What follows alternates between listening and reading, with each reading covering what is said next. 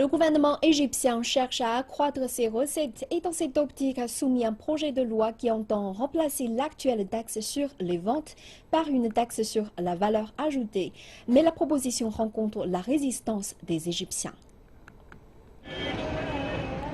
L'Égypte veut réduire son déficit budgétaire qui ne cesse d'augmenter.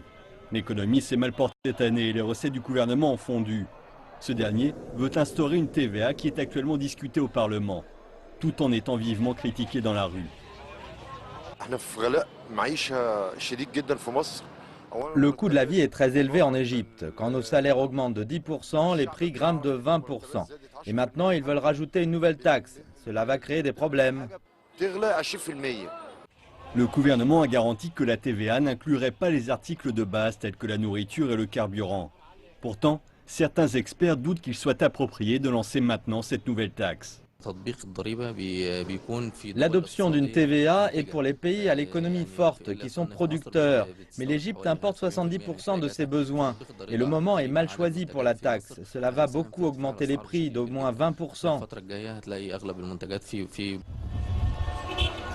Mais les prévisions font état d'une hausse des recettes de 3 milliards de dollars par an.